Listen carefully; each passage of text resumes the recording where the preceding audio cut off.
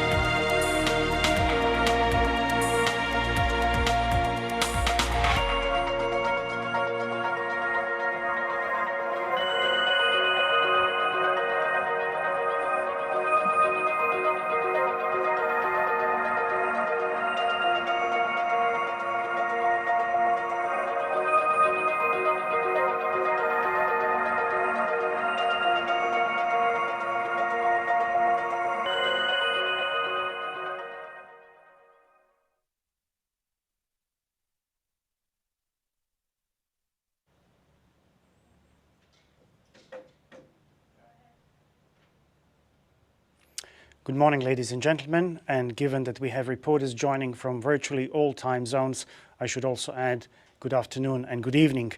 Welcome to this press conference by the Intergovernmental Panel on Climate Change. My name is Andrej Mahecic, and I'm the head of the IPCC Communications, and I will be moderating today's press conference. Today, we are releasing the latest IPCC report on climate change impacts, adaptation, and vulnerability. We will be also presenting the scientific findings related to it. We have several distinguished speakers today. Their brief statements will be followed by the official presentation of the report. I'll start just with a few words about the running of the press conference. The instructions on how to submit questions have already been shared with the IPCC accredited media yesterday and again this morning. When submitting your questions, please do indicate your name, your media organization, and to whom your question is directed to.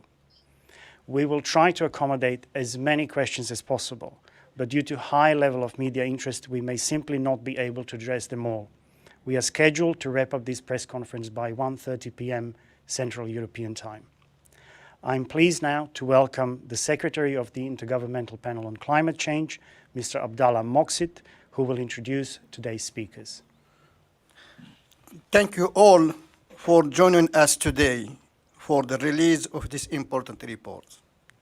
This IPCC report on impacts, adaptation, and vulnerability to climate change follows the report on the physical science basis we launched in August 2021. It also comes before the two last reports which we expect this year. With this report, we will conclude the sixth assessment report of the IPCC, the most intense in the history of IPCC. We have successfully completed the second ever IPCC virtual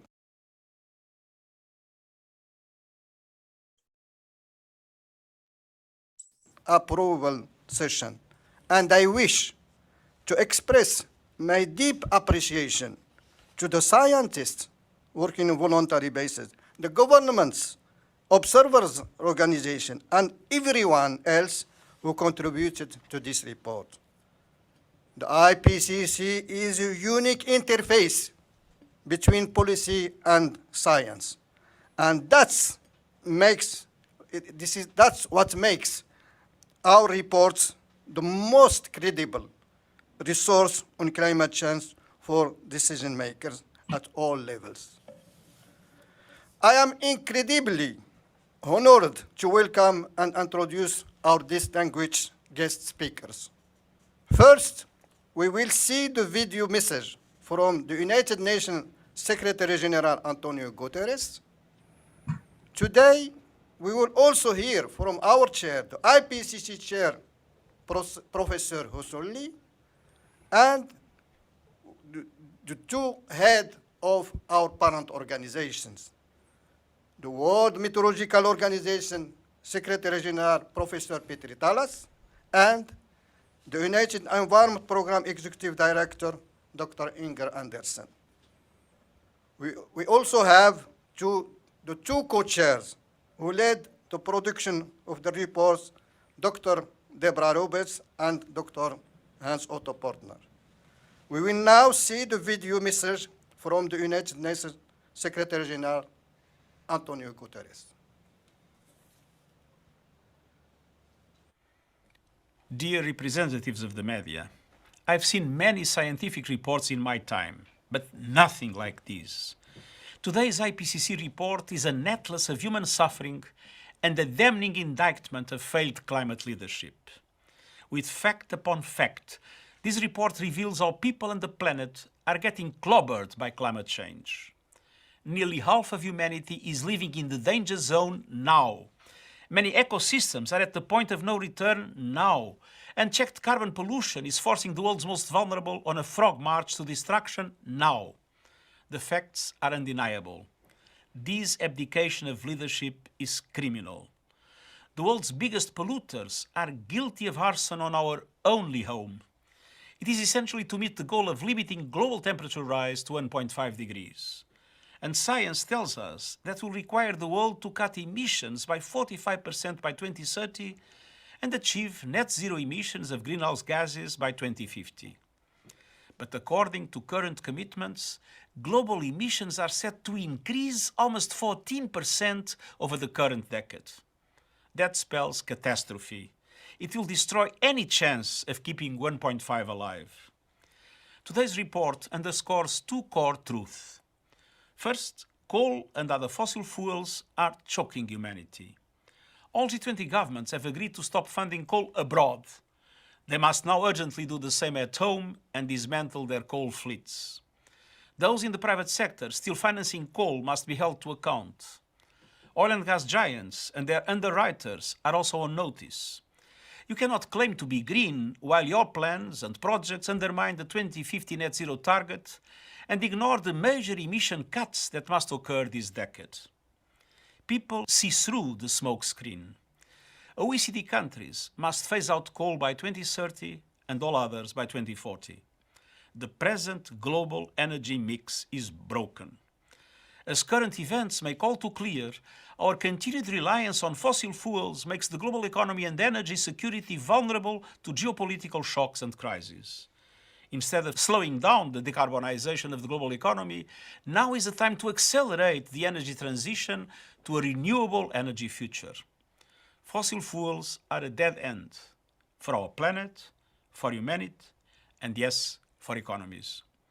A prompt, well-managed transition to renewables is the only pathway to energy security, universal access, and the green jobs our world needs.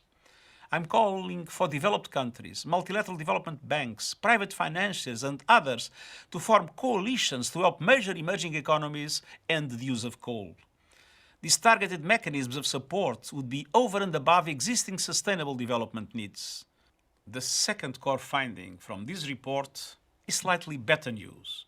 Investments in adaptation work. Adaptation saves lives. As climate impacts worsen, and they will, scaling up investments will be essential for survival. Adaptation and mitigation must be pursued with equal force and urgency.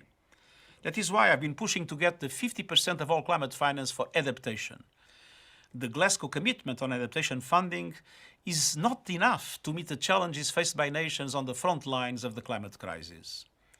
I'm also pressing to remove the obstacles that prevent small island states and least developed countries from getting the finance they desperately need to save lives and livelihoods. We need new eligibility systems to deal with this new reality. Delay means death. I take inspiration from all those on the front lines of the climate battle fighting back with solutions. All development banks, multilateral, regional, national, know what needs to be done.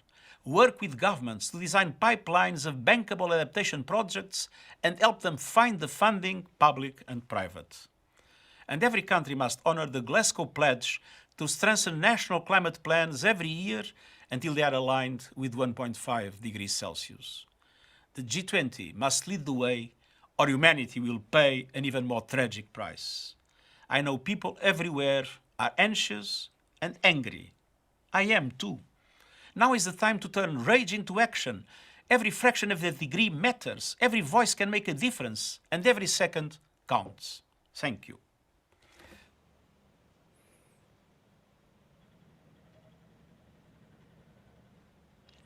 Following Secretary General's message, I now invite the Chair of the Intergovernmental Panel on Climate Change, Dr. Hwa-Sung Lee, to take the floor. Thank you very much. Distinguished representatives of the media, WMO Secretary General Petteri, UNEP Executive Director Anderson. We have just heard a powerful message from the UN Secretary General Antonio Guterres. The findings of the IPCC report we are releasing today are clear. The stakes for our planet have never been higher. Last August, the IPCC's Working Group 1 report showed unequivocally that human activities have warmed the climate at a rate not seen in at least the past 2,000 years.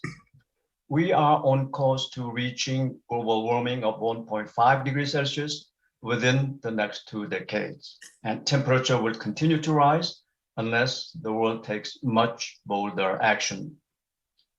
The Working Group 2 report we are releasing today provides the latest understanding of what does this warming means for the people, ecosystems, and the planet. The report is a dire warning about the consequences of inaction. It shows that climate change is a grave and mounting threat to our well-being and a healthy planet. It also shows that our action today will shape how people are able to adapt to climate change and how nature responds to increasing climate risks. Severe climate change impacts are already happening.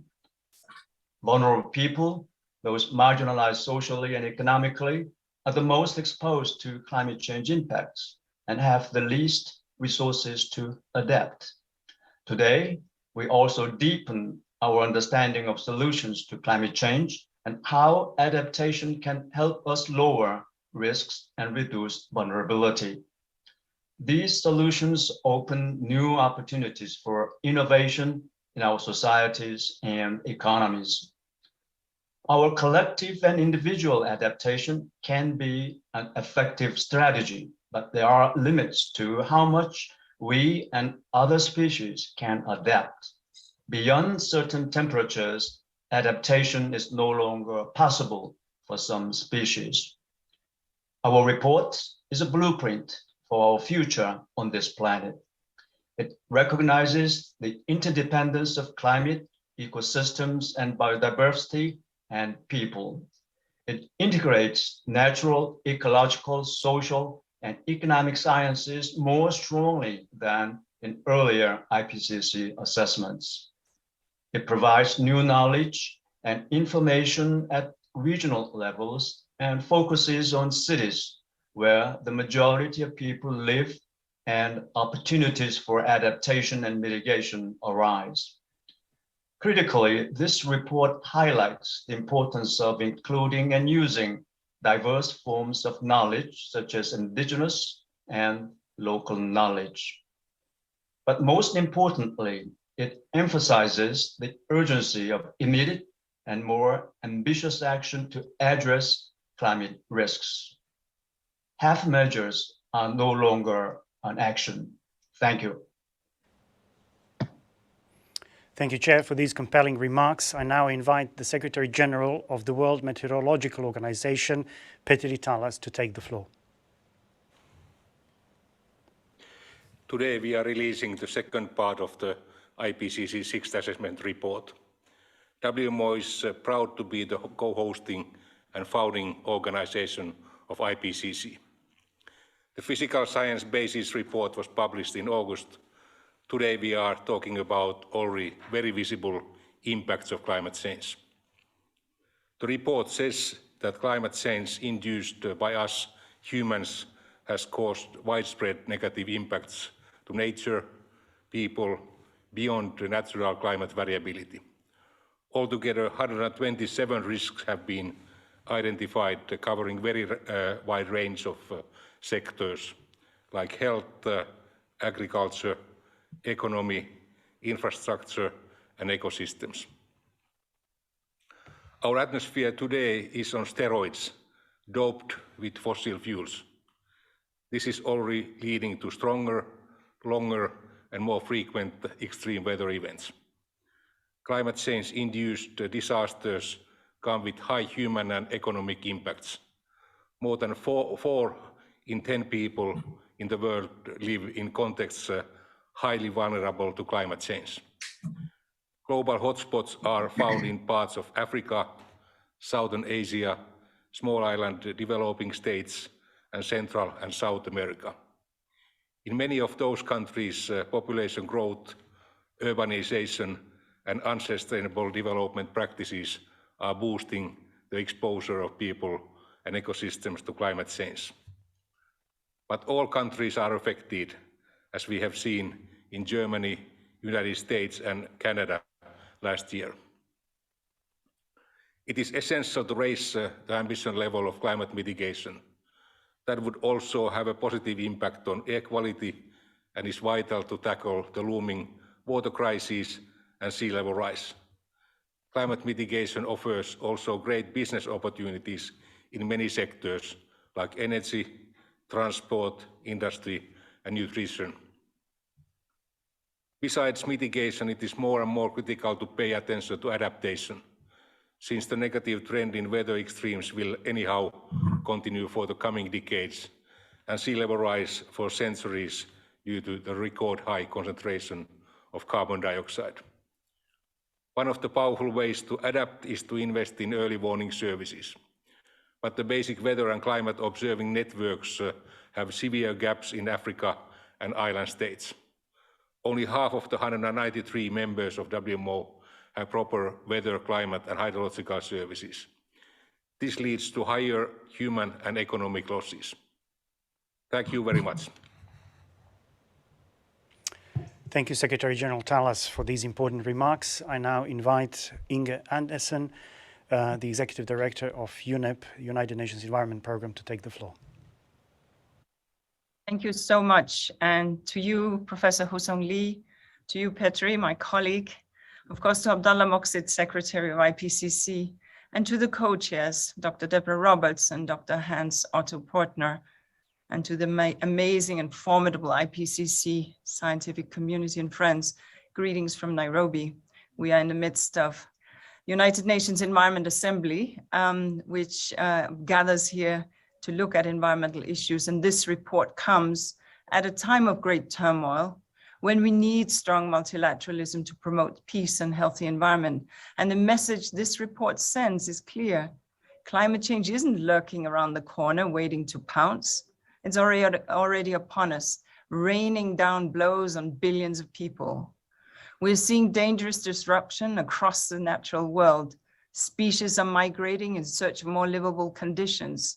In climate risk hotspots, deaths from floods, droughts, or storms were 15 times higher than those in more resilient countries over the last decade. This is climate injustice, particularly for indigenous people and local communities. And all of this and more at only 1.1 degrees Celsius of global warming. Even if we limit global warming to 1.5 degrees Celsius, the blows will come harder and faster. As things stand, we're heading to closer to 3 degrees Celsius. We are in an emergency heading for a disaster. We can't keep taking these hits and treating the wounds. Soon those wounds would be too deep, too catastrophic to heal. We need to soften and slow the blows by cutting greenhouse gas emissions, but we also need to cushion the blows by picking up our efforts to adapt to climate change, which have been too weak for too long. The best way to do this is to let nature do the job it spends millions of years perfecting, absorbing and channeling rainwater and surging waves, maintaining biodiversity and balance in the soils so that diverse plants can grow, providing cooling shade under leafy canopies. We need large-scale ecosystem restoration from ocean to mountaintop, including through agreeing to start negotiations on the Global Plastic Pollution Agreement here in Nairobi at the 5th United Nations Environment Assembly. We need to bring nature into baking hot cities to keep them cool. We need to conserve mangroves, coral reefs, and other nature's defenses. We need to protect and restore wetlands for nature and incorporate wetlands into our cities. Backing nature is the best way to adapt to and to slow climate change while providing jobs and boosting economies. We must start dedicating thought and funding to transformational adaptation programs with nature at their heart. Humanity has spent centuries treating nature like its worst enemy. The truth is that nature can be our savior, but only if we save it first. Thank you.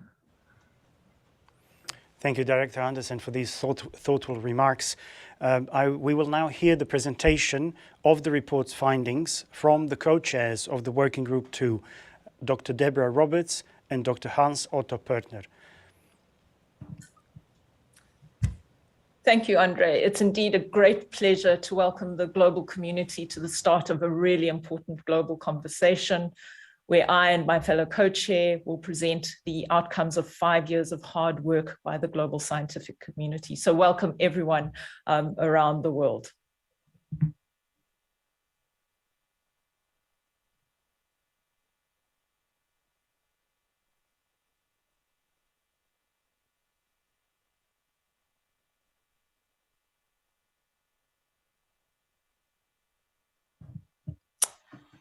Can we bring up the presentation, please? Firstly, thank you to everyone for joining us, and certainly as the co-chairs of Working Group 2, and on behalf of our authors, we are very proud to present this latest report from the Intergovernmental Panel on Climate Change, which focuses on climate change impacts, adaptation, and vulnerability. 270 authors from 67 countries have worked tirelessly to produce this report.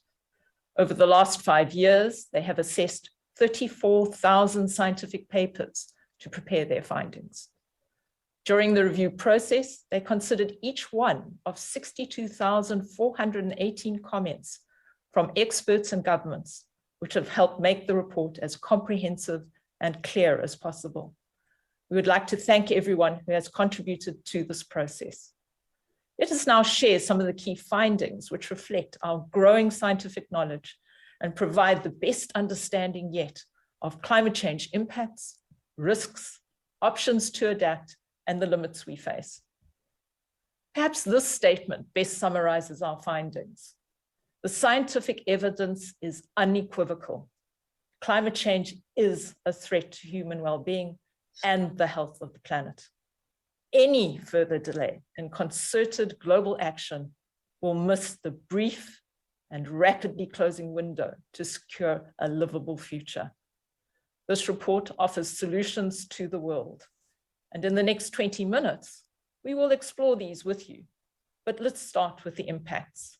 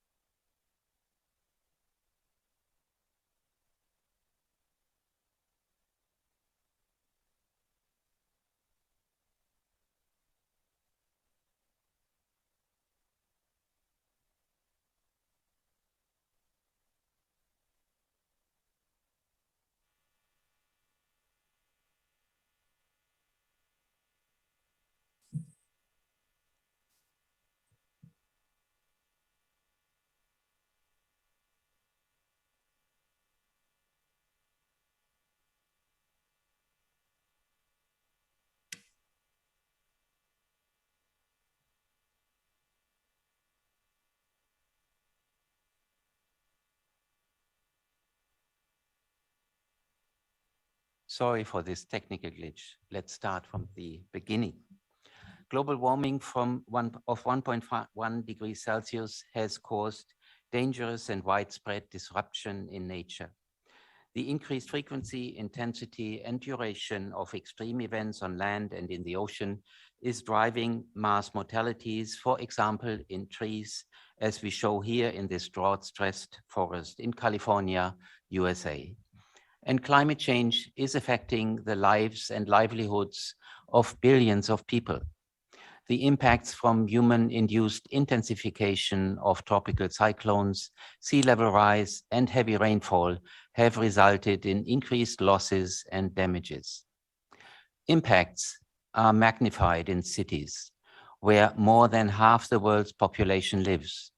Heat waves amplify urban heat islands and air pollution to affect people's health. Critical infrastructure, such as transport, water, sanitation, and energy systems, have been compromised by extreme events. When multiple extreme events happen at the same time, they compound the overall risk and are more difficult to manage. What we see here is an example of how heat and drought combine to cause reduction in crop yields, made worse by reduced productivity because of heat stress amongst farm workers. Reduced yields lead to reductions in household incomes, increased food prices, locally and potentially globally. Climate risks do not respect national boundaries, and weather-related extremes are creating shocks to global trade. In the previous slide, we illustrated the powerful impacts of climate change on nature and people's lives. In this assessment, it is based on a new understanding of these interconnections. We can no longer think in silos, but have to look across climate, biodiversity, and human society and well-being if we want to tackle the many global challenges we face today. And talking of other challenges, climate change combines with unsustainable use of natural resources, habitat destruction, deforestation, and growing urbanization, as well as inequity and marginalization. These trends not only present threats to ecosystems and the people who rely on them, but also reduce the capacities of nature, communities, and individuals to adapt to climate change. 3.3 to 3.6 billion people live in global hotspots of high vulnerability to climate change. These are across large parts of Africa, as well as South Asia, Central and South America, small islands, and the Arctic. In these global hotspots, overlapping challenges include limited access to water, sanitation, and health services, high levels of climate-sensitive livelihoods, such as smallholder farmers and fishing communities, all increase vulnerability. High levels of poverty, weak leadership, lack of funding, lack of accountability, and trust in government also play a part. Looking to the future, every small increase in warming will result in increased risks to nature and to people in every region of the world. Here we see a bleached coral colony on a dying reef off Okinawa, Japan. Let's consider some of these projected impacts on nature. This map gives an overview of biodiversity loss at different warming levels. We would see species extinctions and losses of entire ecosystems, such as mountaintops, tropical coral reefs, and coastal wetlands, even if we temporarily exceed 1.5 degrees warming for several decades. The risk of extinction in biodiversity hotspots increases by about tenfold as warming rises from 1.5 to 3 degrees Celsius. Nature services support all aspects of our lives, from pollination and tourism to health and climate regulation. Loss of ecosystems and their services has cascading and long-term impacts on people globally, especially for indigenous peoples and local communities who directly depend on them.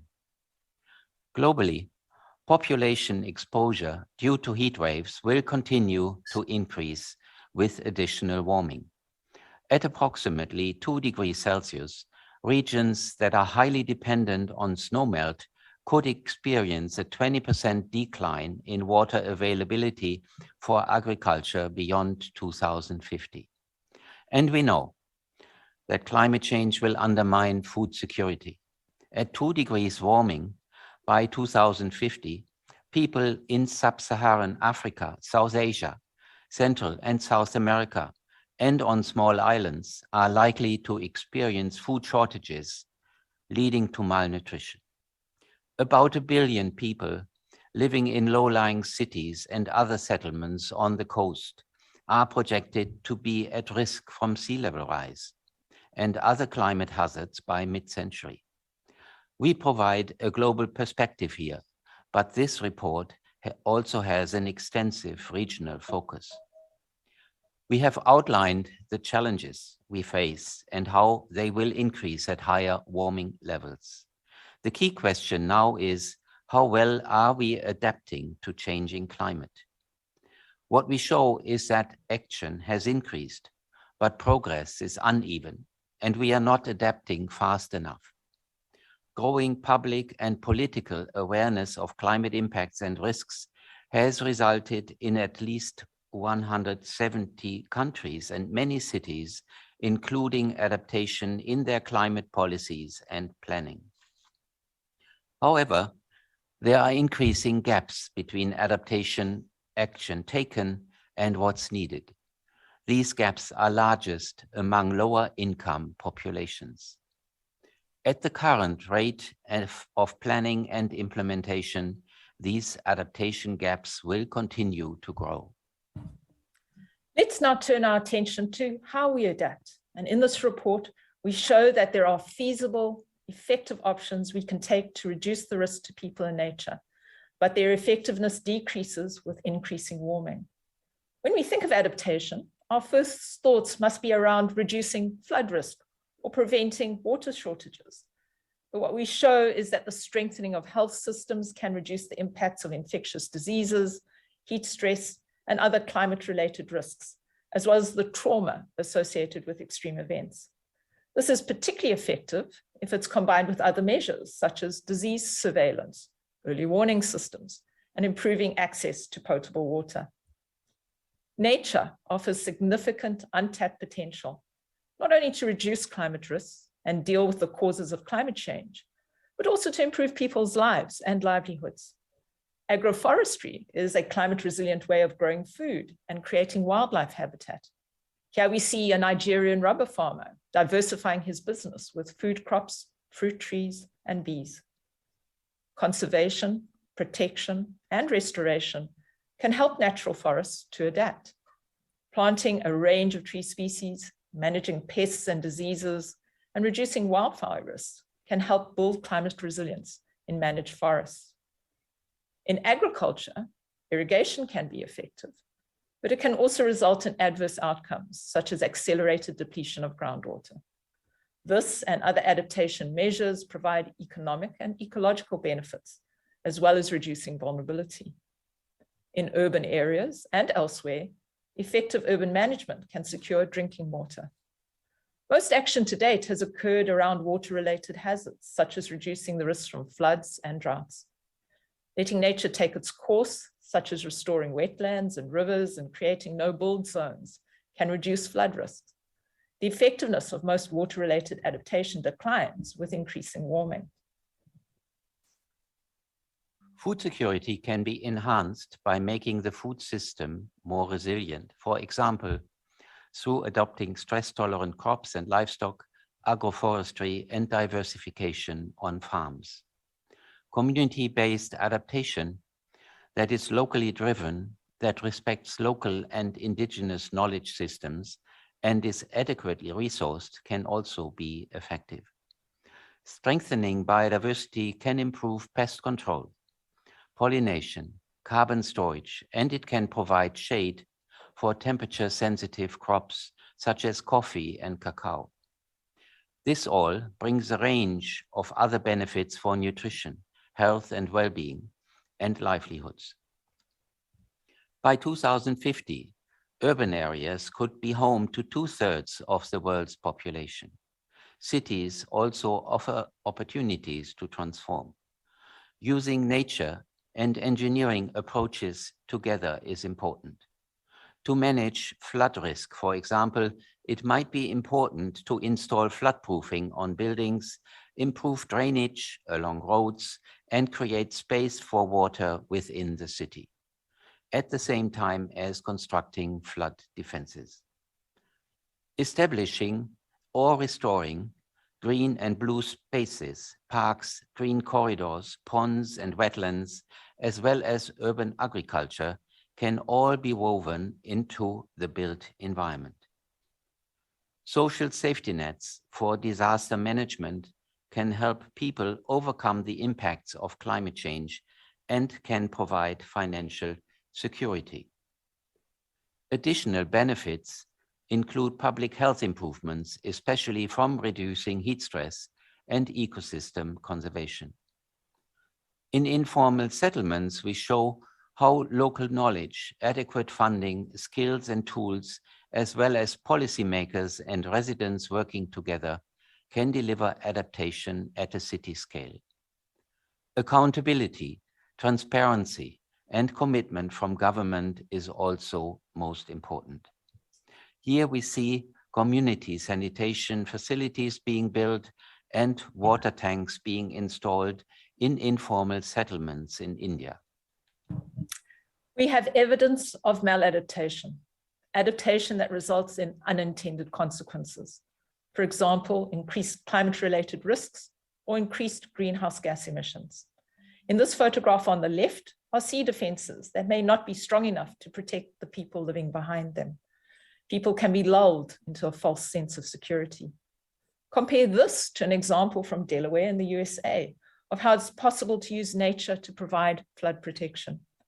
Indigenous peoples, ethnic minorities, and disadvantaged groups, for example, low-income households and those living in informal settlements, are some of the most affected by maladaptation.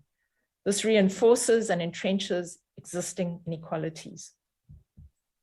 We know that there are adaptation limits. Adaptation cannot prevent all losses and damages. And even with effective adaptation, limits will be reached with higher levels of warming. Some natural solutions will no longer work above 1.5 degrees Celsius warming.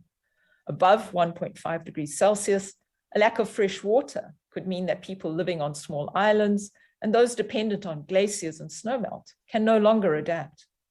And by 2 degrees Celsius, it may be especially challenging to farm multiple staple crops in many current growing areas, particularly in tropical regions. If we focus on financial constraints, we see that current global financial flows are insufficient, especially in developing countries. The overwhelming majority of global tracked climate finance was targeted at emission reductions, while a small portion went on adaptation.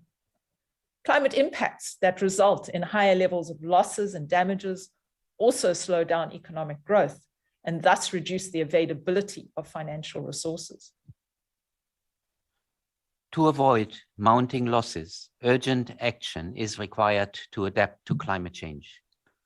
But that's not enough. At the same time, it is essential to make rapid, deep cuts in greenhouse gas emissions to keep the maximum number of adaptation options open. So how do we accelerate and sustain adaptation? Political commitment and follow through across all levels of government is key. Greater adaptation is present where national climate laws and policies require adaptation action from lower levels of government and include guidelines on how to do this. Another area worth focusing on is institutional frameworks with clear goals and priorities that define responsibilities. These frameworks can impose duties upon governments to implement adaptation actions, for example, around conservation, sustainable use of beaches, urban development, and targeting diseases exacerbated by climate change. Enhancing knowledge of impacts, risks, and available adaptation options encourages actions from society and policymakers. Educational and information programs and the arts can play a part. Monitoring and evaluation is important to track progress because in a warming world, measures that are effective now might not work in 20 years. Adaptation strategies might have to be revised constantly. Revisions should be fact and data driven. And finally, inclusive governance that prioritizes equity and justice is also important. Citizens, civil society organizations should participate directly in planning and decision-making. It's important to highlight that adaptation measures offer wider benefits. If we consider that 3.4 billion people living in rural areas, many of whom are highly vulnerable to climate change, resilience can be improved by providing social safety nets, improved roads, reliable energy, clean water, and improved food security. These measures not only build climate resilience, but they also go hand in hand with helping to lift people out of poverty and achieving the United Nations Sustainable Development Goal 1. These other simple examples demonstrate how different goals may be achieved in a variety of circumstances. In this report, we have looked at these synergies in some depth. And this is how we illustrate the multiple benefits of adaptation options. If you look at this figure, you see forest-based adaptation. It shows that it is a feasible adaptation option that will also help absorb and store carbon. So it has mitigation potential, and it helps achieve multiple sustainable development goals marked here with a plus.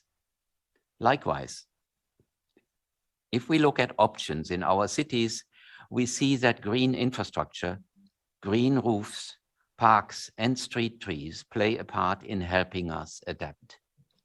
By providing shade and water management, they also absorb and store carbon. Again, they help with multiple UN goals. What we see here is the foundation for a solutions framework that is an important new concept in this report. Let's explore this now. If we look at this figure, we see a spectrum of futures, from a world with low resilience and high risk to one with high resilience and low risk. This high resilience, low risk future and world has reduced climate risks through adaptation, reduced greenhouse gas emissions through mitigation, and enhanced biodiversity. These measures together support sustainable development, for example, no poverty, zero hunger, good health and well-being, and access to clean water and sanitation. This concept is climate resilient development. Climate resilient development has to be considered across government and all of civil society. It should involve everyone, round the table, governments, citizens, communities, educational institutions, the media, investors, and businesses forming partnerships. Scientific, indigenous, and local knowledge and practical know-how come together to provide more relevant, effective options. Ecosystem stewardship is key. A healthy planet is fundamental to climate resilient development. Effective and equitable conservation of approximately 30 to 50% of land, freshwater systems, and oceans can help ensure a healthy planet. Involving traditionally marginalized groups, including women, young people, indigenous peoples, local communities, and ethnic minorities, improves the prospects for effective action. It is critical to prioritize equity and justice in decision-making and investment. Different interests, values, and worldviews can be reconciled if everyone works together. Scaled up investment and international cooperation are also important. Starting today, every action, every choice, and every decision matters, because each of them can take us away from or towards a climate resilient, sustainable world. Worldwide action to achieve climate resilient and sustainable development is more urgent than previously assessed. Climate resilient development is already challenging at current global warming levels. The prospects will be further limited if global warming exceeds 1.5 degrees Celsius, and may not be possible in some regions, including small islands, deserts, mountains, and polar regions if warming exceeds 2 degrees Celsius. The science is clear. Any further delay in concerted global action will miss a brief and rapidly closing window to secure a livable future. This report offers solutions to the world. This presentation has given you a snapshot of a wide range of topics that are covered in depth in this report. It's over to you now. Thank you. Thank you, Dr. Roberts and Dr. Partner for your presentation.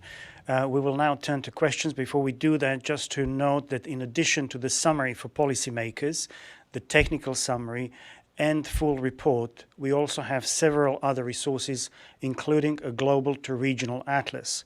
We have also extracted critical regional information into a series of fact sheets. All these materials are available on the IPCC website. To the questions now, and for the first one, I will be looking for brief comments from both co-chairs. It's from Seth Borenstein with the Associated Press. Can you address the sense of gloom and foreboding in the future painted here? How less livable a world do you see if major emission cuts and adaptations aren't made? And how big a problem do you see climate migration and climate-connected conflict in 2040 and in 2100? Sorry, in 2100.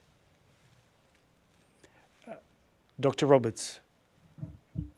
Thank you so much for that question. I would rephrase that. I don't think the report gives a sense of gloom. What it does do, though, is it gives a very serious reality check about where we are, where we might go to, but also provides us with a sense that we can be agents for change. If we look at the challenges that we're currently facing, a lot of those can be addressed by creating a more equitable and sustainable world, by developing a new social compact with the planet that we live on, and by focusing our attention where we get most bang for the buck, protecting nature, as has been previously mentioned, but also using the opportunity to change the places where the majority of people live in our cities. So I think that's the important message to take forward: a difficult reality, but action is possible, and we need to do it now. Dr. Portner? Your microphone. Adding to this, thank you. Adding to this is an important aspect, that the choice should not be gloom and doom. The options are clear and the choices are clear. So the world has a limited time window available to move on the right track. And this understanding needs to evolve among policymakers and among society. And I think what this indicates, that we see currently an inertia in implementation, and that we currently see a large implementation gap, is that this comes together with an education gap and an information gap.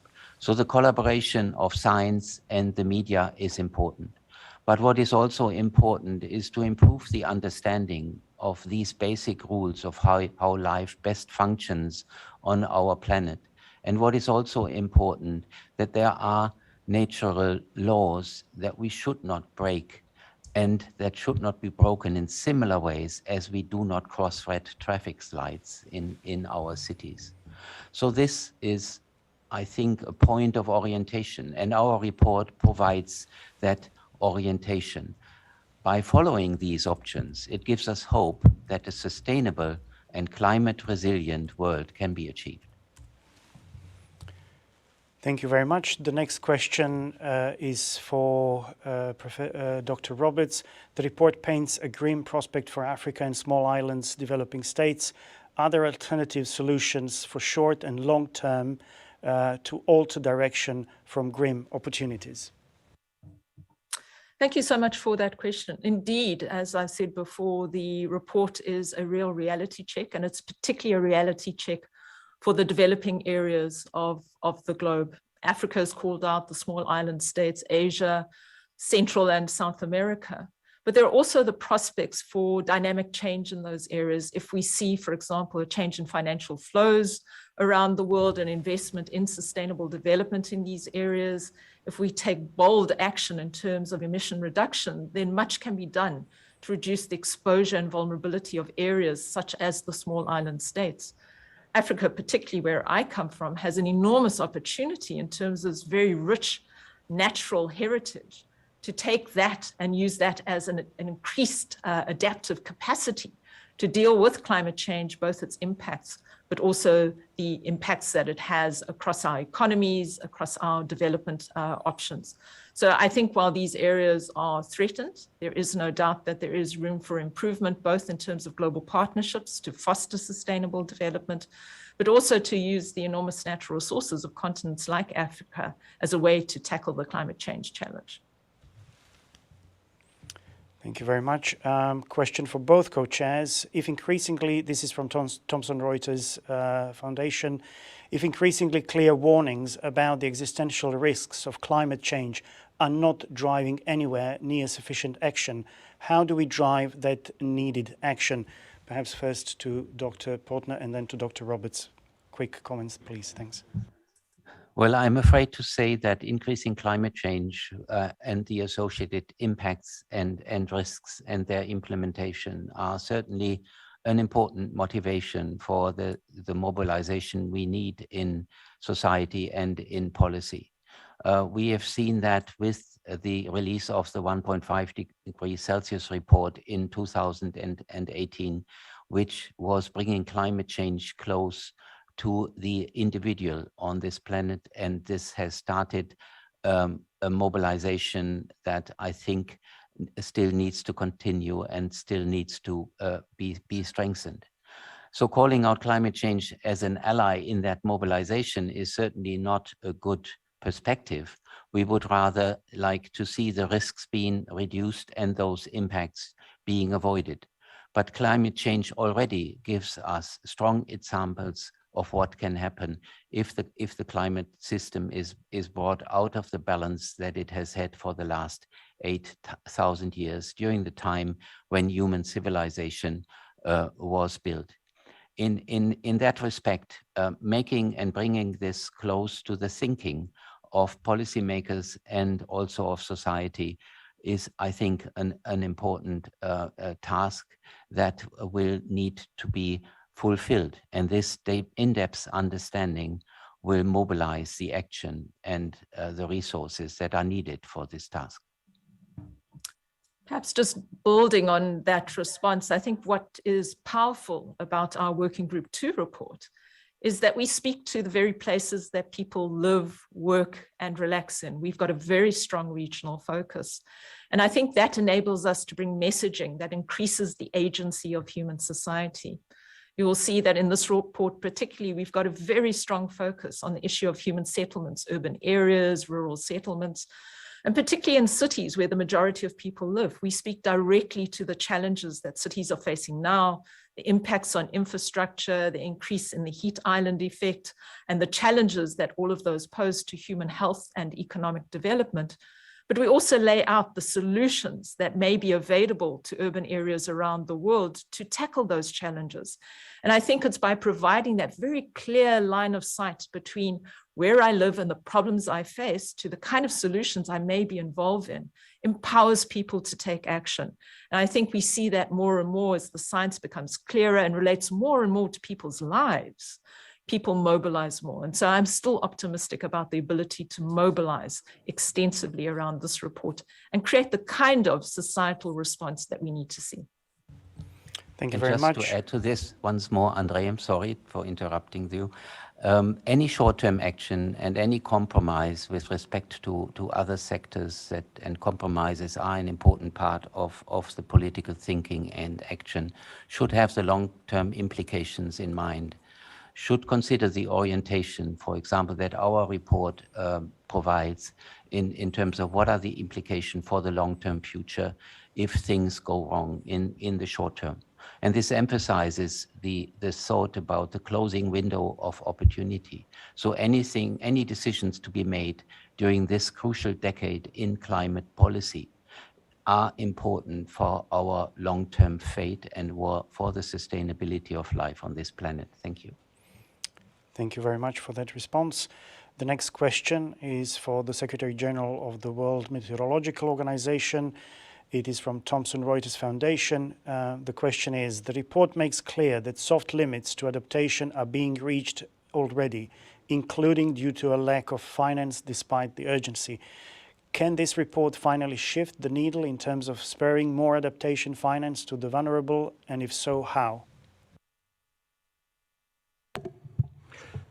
Thank you for that question. It's clear that we have to invest more in adaptation besides mitigation. Mitigation is, of course, essential, and we have to stop this negative trend in climate, and that's very urgent, as also this report echoes. But besides that, we have to start investing in adaptation, because the negative trend in climate will continue until 2060s, independent of our success in climate mitigation. And the Working Group 1 report, which was published last August, was demonstrating that the sea level rise and melting of the glaciers may continue for the coming hundreds of years. So that means that we have partly already lost the battle, and we have to pay more attention to how to mitigate climate-related risks. And this has to be taken into account in various sectors in the society. It's going to affect food security, it's going to affect infrastructures, it's going to affect health, and it's going to hit also economies very hard. It was already demonstrated by the so-called Stern report 15 years ago that it's up to 20 times cheaper to mitigate climate change than to live with the consequences. And now we are already facing these consequences, and they will become stronger during the coming decades anyhow. And one powerful way to adapt to climate change is to invest in early warning services, which are in fairly poor shape in less developed countries. And we have also major gaps in the basic observing systems, especially in Africa, Caribbean and Pacific islands, which means that early warning services, the quality is poor there, and we don't know where to adapt to because we don't have the baseline.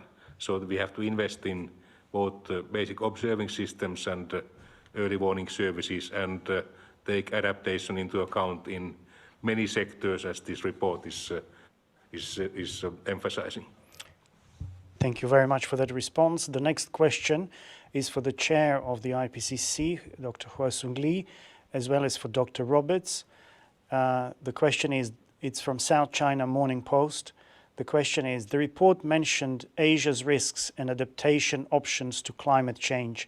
How do you assess China's resistance to the risks of water-related natural hazards, energy insecurity, and asset losses as mentioned in the report?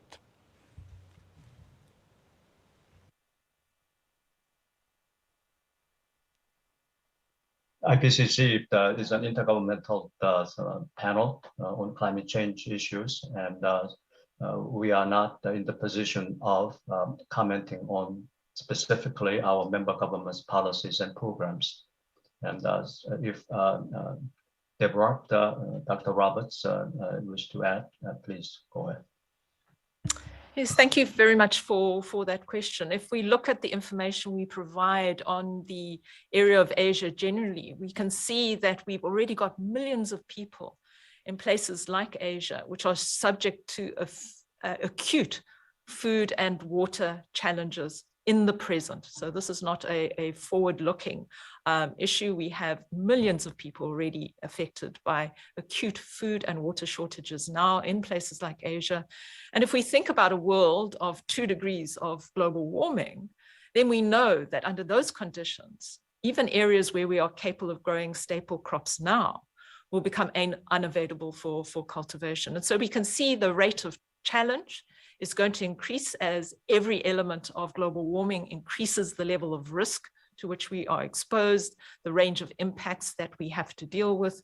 And so Asia, like many parts of the world, will have to deal with severe and current food and water crises going forward. And that's the importance of adaptation. We need to think about new ways of dealing with these problems. And our report talks to those solutions, new ways of cultivation, new crop types, thinking about how we conserve our water resources. And we know particularly Asia is critical because they have the water towers of the world in the mountains. And so thinking about those mountain ecosystems and the conservation of those ecosystems is important.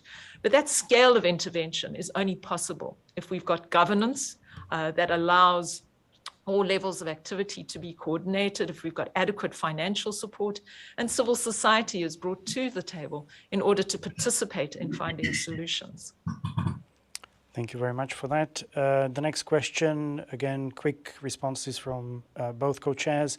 The Group 1 report said that we are going to reach, the question is from ARA newspapers in Barcelona. The Group 1 report said that we are going to reach 1.5 degrees Celsius no matter what before 2040. And in the better case scenario, we may reduce it after that. Then your predictions about extinction of species when we reach 1.5 degrees Celsius will be reached before 2040 for sure. What are the scenarios after that? Dr. Portner first and perhaps then Dr. Roberts. Yeah, thank you very much for that question. Certainly we have considered overshoot scenarios in our report and have also considered their time duration, and they would last several decades until end of century before the temperature would be falling again. And during that time span, we expect the same level of impact as if we would have a stabilized level of increased warming at higher temperatures. It is fully in line with the statement that every bit of warming matters. So moving towards overshoot scenarios is not a safe haven that this strategy might promise. It will also lead to irreversible consequences. The melting of polar ice sheets will be increased, sea level rise will be increased, the loss of habitat and species with the potential for local extinction patterns will also increase. And there is an increasing risk associated with those higher temperatures of species losses entirely, as we have projected in the report, that this increase is occurring in terms of the percent of species increasing with increasing degrees of warming. This excludes going for overshoot as a valid strategy in climate mitigation. I think an important addition to that, and really the core DNA of the story we tell in the Working Group 2 report, is how closely human and natural systems are interconnected. And as Hans has pointed out, we have systems such as mountaintops, coral reefs, and others, coastal wetlands, which will be challenged in a scenario of overshoot. And this is critical because we're not only talking about the loss of ecosystems, but we're talking about the loss of ecosystems that are absolutely critical to underpinning the livelihoods, often of the most vulnerable in the world. And so this really raises the profile of the adaptation agenda, because we need to think about not only how we adapt to those changes in ecosystems, are there things we can do by increasing conservation areas, management, looking for a refugia, but what do we do with the human societies that are impacted by these changes? And again, this talks to the need to tie in our climate change response to a strong development response, so that vulnerable communities have social safety nets. We put in place basic infrastructure. We think about realignment of financial resources. And so our report really speaks to this complex interrelationships of problems that we all need to get around the table to solve. Thank you very much. Dr. Roberts, next question is for you also. You mentioned cities being key sites for positive climate action.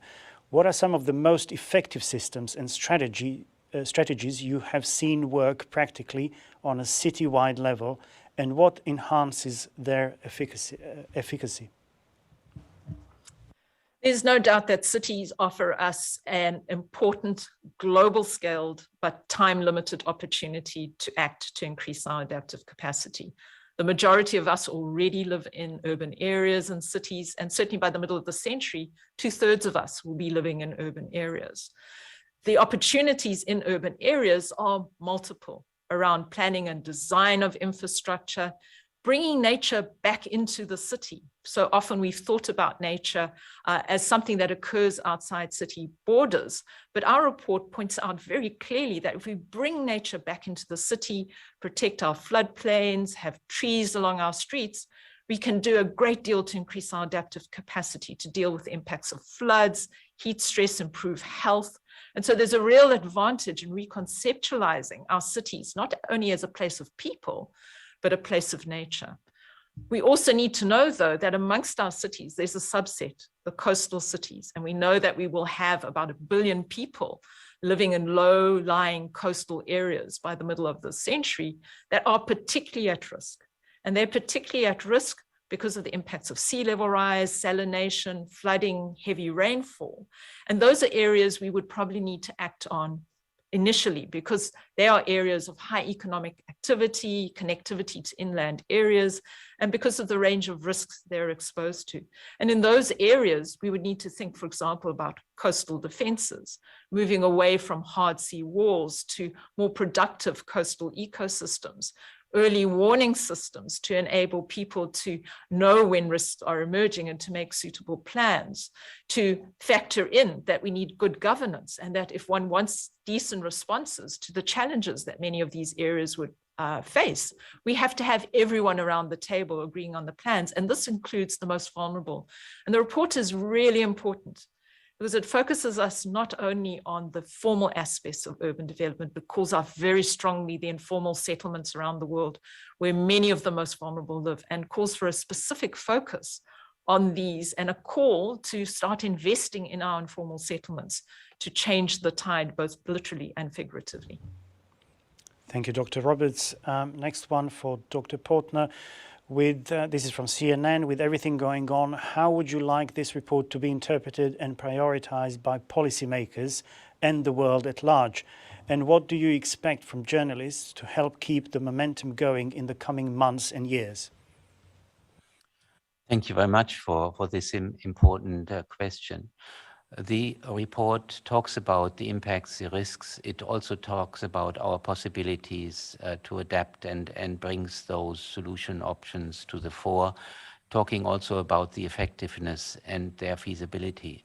But most importantly, we also talk about maladaptation and we talk about adaptation limits. And these adaptation limits, together with the information about risk, provide orientation for the action of policymakers and also which future to go for.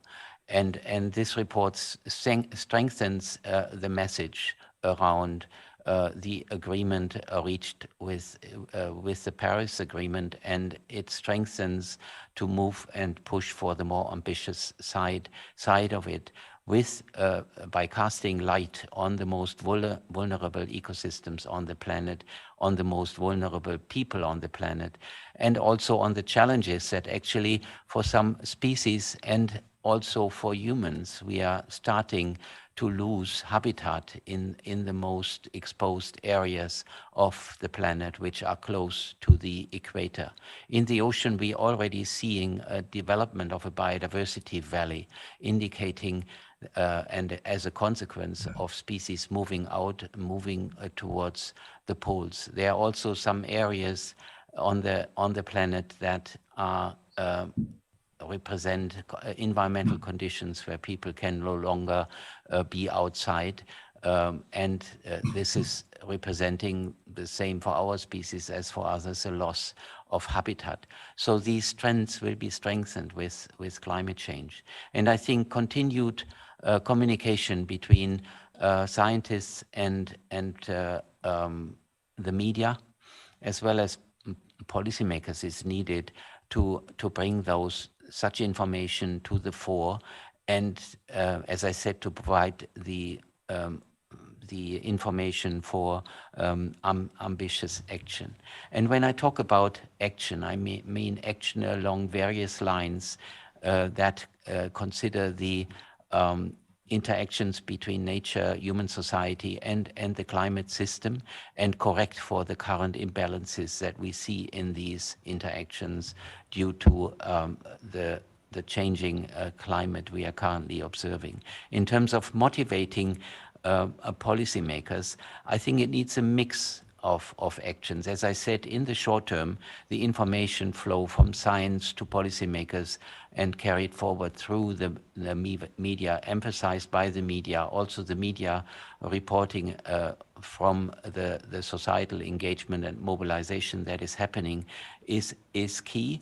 But there is also urgency in developing the education systems, both the lower and higher education systems towards aspects and curricula that consider these existential challenges to humankind, which will be with us for decades and maybe even centuries to come, and educating the young and informing the adult population about these challenges will be key for ambitious global action. Thank you. Thank you very much for that response. The next question is from La Repubblica for Dr. Roberts. Do you think individual change, that means change of way of life, is important at the same level of government and cooperation? Or people have to wait before a strong commitment at an institutional level first? Thank you. Thank you so much for that important question, because it speaks to each one of us and the way we live our lives. And I think our report is very clear. It indicates that this has to be a whole of society response. So not a single individual, community, city, or government can opt out. We all need to opt in to the solution. And a key part of that is obviously the way we live our lives, the choices we make, about how we live those lives, but importantly, how we use our sense of agency in the world, how we engage with governance processes, how we engage with leadership in our communities, the kind of priorities we express about the kind of world we want to see, which will influence policies. So all of this is critical. The individual can play a vital role through the choices and actions they take and make in their lives. There are many things that individuals cannot change and that rely on governments at all levels, local, provincial, regional, national, international, to act. And we need that to be concerted. But again, governments by themselves can't act alone, and we must see the private sector coming to the table as well. And so it requires all of us to be playing our part in different ways, but ensuring that those actions are fully integrated. I think this is what has been very clearly made as a point in our report, is that while action is happening, it's not rapid enough and it's uneven. So various elements of society are acting, others aren't, and we're not acting fast enough. And so it's a really strong call for all of us to start doing the heavy lifting that's going to ensure a just, equitable world and ensure that we have a sustainable planet for many generations still to come. Thank you very much for that response. The next question is from The Print in India. It's for both co-chairs, so I'll be looking for quick responses there.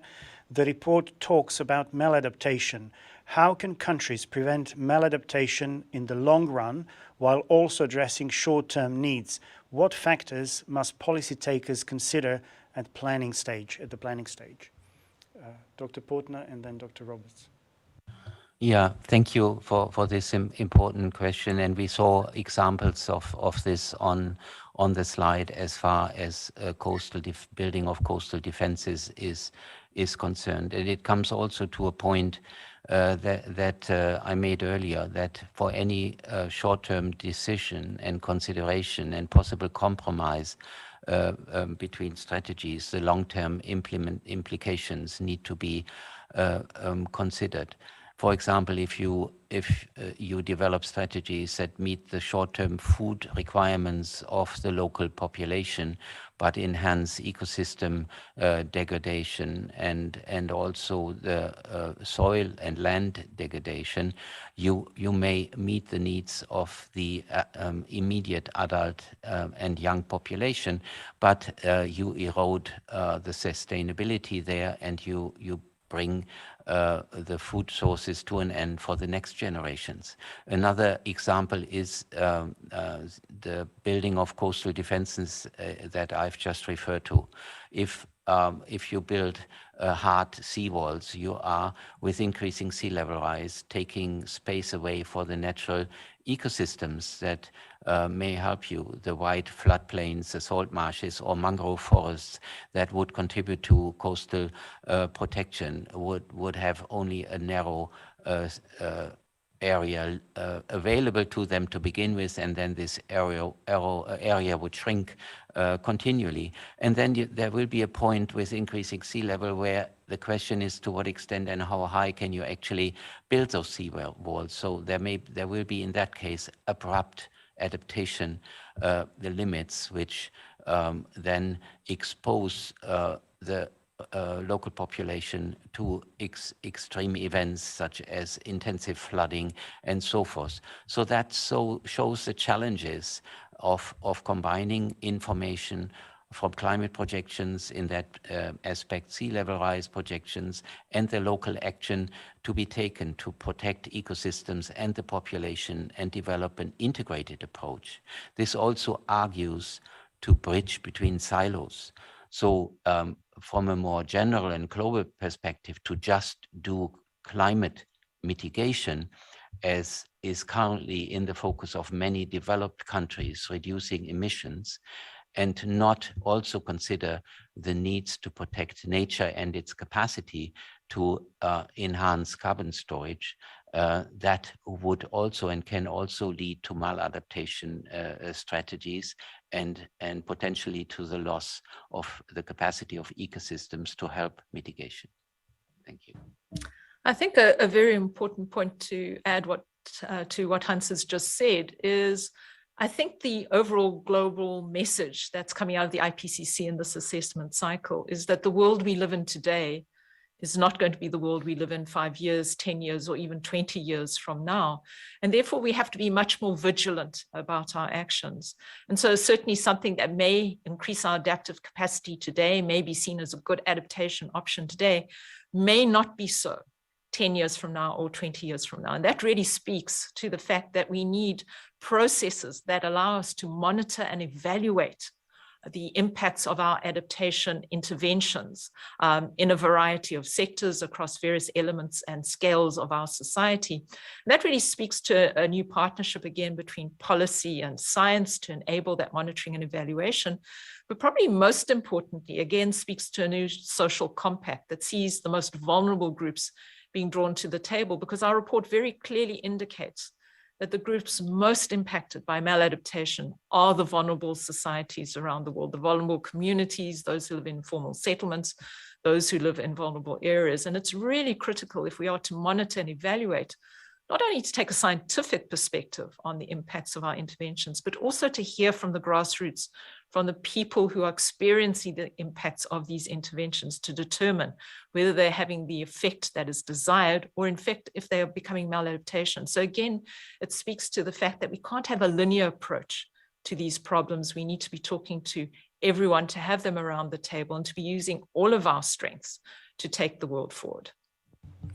Thank you very much. We have about 15 minutes left. So next question again for Dr. Roberts. What is the role of agriculture production on the scenario presented by the report? Are South American crops at the risk? So obviously, agricultural production is a very important concern to Working Group 2, because that links back to well-being and livelihoods and economies. What we do indicate that given the current impacts that we're seeing from climate change in the here and now, as we've indicated before, we're already experiencing acute food and water shortages in places like Central and South America, Asia, the small island states. And so this is a real problem now. What we know is that problem is going to escalate again in places like Central and South America. If we look at 2 degrees of global warming, we know that areas that are currently growing staple crops will not be able to grow those at the same level of efficiency and effectiveness. And so there are significant challenges coming for areas like South America, Africa, Asia, in terms of overall food production. Thank you very much. Next question is more on the process, and I'll direct it to the Secretary of the IPCC. Can you please elaborate on how the crisis in Ukraine has affected the last week's climate negotiations between countries? How do you look at publishing this report during this crisis? For this question, the IPCC session are a closed session. They are closed session. They are designated in this way to allow frank and transparent discussion between the government and scientists. Because of this closed nature of this approval session, we are not discussing or paying attention to the presence, the attendance, or any participants for delegation. This is something is closed. And yes, of course, we are keeping on track the list of the participants, and we will provide the whole list of the participants in the report of this plenary session. Thank you very much. Next question is from the Washington Post, and it's for both co-chairs. You have spoken about the numerous mitigation and technology options that are already available to society, and how political will is the major barrier to transformation. What does the Working Group 2 report tell us about how to build the political will that is necessary for change? Dr. Roberts and then Dr. Putner. Thank you for that important question. And in fact, this is not a new message for the IPCC. That message was made very clear in the special report of 1.5 degrees Celsius, that in fact it's societal and political will, which is the major challenge in moving forward towards a more resilient and sustainable present and future for everyone around the world. What we look at in terms of Working Group 2 is how that support for change is built. So we speak to the need for institutions that are inclusive, that are well funded. We speak to the need for participation in decision-making, so welcoming groups to the table, particularly the vulnerable, as I've indicated before. We speak to the need for various levels of government to interact with one another, to create the kind of environment that facilitates change. So, for example, national government creating the policy framework for local government to act, but also the appropriate flow of financial resources to enable that. But ultimately, political and societal will is determined by what each of us as individuals prioritize as important in our lives. So over and above the structural changes that are needed in terms of government cooperation, flow of finance, it's important that we ourselves educate ourselves about the challenges we face and make those priorities known more broadly in society and to our leadership, in order to encourage the political will that's necessary to take the bold and rapid action required in this decade. Yeah, thank you. And to add to the answer that Deborah has given, I think in the context of climate resilient development, the cross-sectoral collaboration in governance and between institutions is an important element that can enable stronger action and also can provide motivation to take action, being aware of problems in other sectors where one's own sector can possibly contribute. And we have developed a picture in this report how such integration and cross-sector collaboration can happen. Also, the view of the international, not just of the local and vulnerable elements in one's own society could provide motivation, but also looking at the international situation where we clearly lay out that multinational and international collaboration is an essential element in making a progress in this climate arena. This also concerns a global move to, for example, remove subsidies from fossil fuels, and the current crisis could actually lead, and this is already entering the political discussion in my own country, could actually lead to the avoidance of dependencies on the suppliers of fossil fuels in situations of political instability, and supporting the establishment of renewables and enhancing their fraction in energy provision could increase the independence in that sense. So there are motivations that come from various sides, but the most important pillar certainly is and has been the mobilization of the young generation that we have seen somewhat surprisingly, but it was a very pleasant surprise after the release of the 1.5 report, where the taking up the crucial information on climate change and its future challenges by the young generation and their concern about the future is and has been a very strong lever for political shifts that we have seen in some countries, including my own. Thank you. Thank you very much for that. The next question is for the IPCC Chair, Dr. Lee and Dr. Portner. The results of the Working Group 2 analysis are not so surprising, since it is natural to believe that continued climate change brings more serious impacts on ecosystems and damages and losses. So what is, in your view, the real scientific value of the report and its impact on policies? Dr. Lee.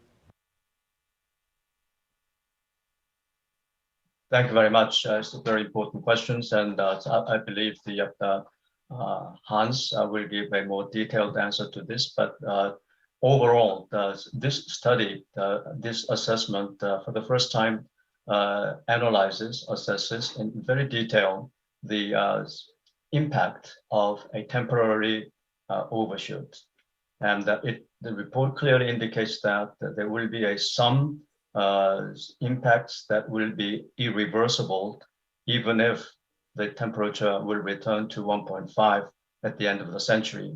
And that is one of the major findings of this report, as well as this report as already mentioned, identifies 127 key risks, and then shows how those key risks change along the temperature gradient changes. And these are quite a new messages that this report can deliver compared to our last reports. Hans. Thank you very much, Osong, and thanks a lot for this important question. Clearly, this report, if you just see it as a linear extrapolation of the last report on impacts and risks, the information may not be so surprising, although certainly the scientific basis for extrapolating is very solid and is also very important in terms of the possibilities and progress made in terms of attributing these impacts, for example, due to extreme events, to human activities.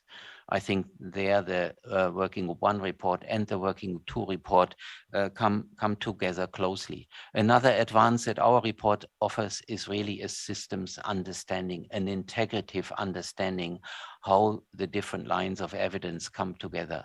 There was one figure in that slide presentation which was in rather straightforward ways bringing forward the interactions between the human systems, the climate systems, and biodiversity providing ecosystem services, and how human society currently is causing the imbalance by causing climate change through greenhouse gas emissions, and thereby the impact feedbacks on the natural and the human systems. By shifting that balance in interactions, and from a systems point of view, this emergence as an underpinning framework for the concept of climate resilient development, which was already there, yes, during the 5th assessment report, but is much more comprehensively developed in our present report. It talks about the resilience for ecosystems as well as the resilience for human systems.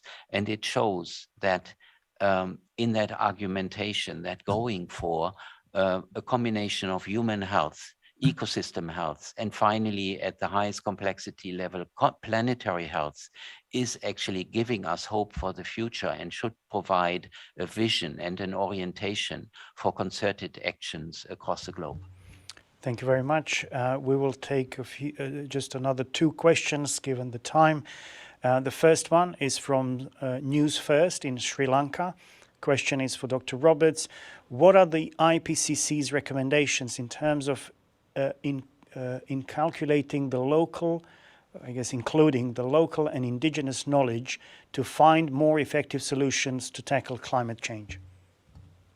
Thank you so much. And that's such an important question, because certainly one of the new elements of this particular assessment is a much stronger focus on indigenous communities, local knowledge, traditional knowledge, as a way of understanding the world that we live in. And so there's a very strong pointer to the fact that where we engage with indigenous communities and peoples, where we consider local knowledge, that really empowers us not only to frame the questions we're asking in a more relevant way, but to develop answers that are more comprehensive, that are more inclusive, and allows us to better understand the kind of response options we have available to us. So this, I think, is an exciting move for the scientific community, acknowledging that there are many forms of and ways of knowing the world, that there are many knowledges in the world. And so we've tried very strongly to bring forward the perspectives of indigenous communities, bring forward the input of local knowledge in informing the kind of solution options that are available. But the bottom line, there is no doubt that indigenous knowledge and local knowledge is critical to understanding the world, critical to understanding the way we respond to the climate change challenge, and critical to finding solutions. And therefore, these communities absolutely must be at the table when we're talking about the climate change response, and they must be at the table when we're deciding what action we take. Thank you very much. And the last question is from the Financial Times for both co-chairs. So again, I'll be looking for short answers there. We are already at 1:30. Could you explain why the phrasing in the summary for policymakers is losses and damages rather than loss and damage, which is used in the underlying literature and full report, and if that is different to the language in the summary for policymakers, why it is different? Dr. Portner and then Dr. Roberts. Thanks a lot for this important question. Certainly, the content of our report and the summary for policymakers is very close to political interest and to political debate. And we build on the information in the scientific literature without really crossing the line into the policy arena, without really developing policy prescriptive language or wanting to get entangled in political debates between the global north and the global south, or considering country interests. That is why we are developing a more policy neutral language and using the important information on losses and damages as they result from impacts and also from risk projections for the future in a more policy neutral way. And to make this clear, we have used the wording that the reporters have rightly observed, and it helps us to bring this into a more policy neutral but very policy relevant language. That is my take on this. And Deborah, to add. I think it's a very important term because it allows us to understand the full spectrum of the challenge that we face. So we use the term losses and damages really to speak to adverse impacts, both in the present, but also potential future risks. But it talks to a scenario where we can draw forward not only economic impacts, but non-economic impacts, so losses and damages. So it gives us a sense of there's adaptation, but there are potential scenarios, as we've indicated, where we may have maladaptation, where adaptation may not be effective, it may not be fast enough or at scale. And then we have to deal with the result of losses and damages. But that phrasing, as I say, allows us not only to think about the loss of infrastructure, the loss of people's lives, but the non-economic losses that may come from loss of culture, loss of language, loss of livelihoods, losses of places where people live. So it allows us to adopt a more comprehensive view of the challenges that we have to face as society. Thank you very much. This brings us to the end of today's press conference. Let me just say thank you to all of the representatives of the media who have been with us today. We have answered as many questions as possible. There are many, many more questions, and we will be answering them in the hours, days, and weeks to come. I would like to also thank all of the panelists at today's press conference and for their time and dedication and providing substantive answers to the questions that were posed to them. I would also like to stress to the representatives of the media that the Working Group 3 report, which is looking into the mitigation of the climate change, is scheduled to be released in early April. We will be communicating with you soon about that. In the meantime, thank you all, take care, and see you soon.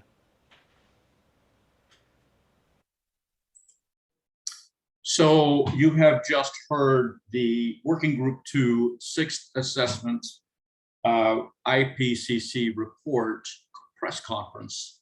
And the report issued this morning at 4 a.m. was on impacts, adaptation, and vulnerability.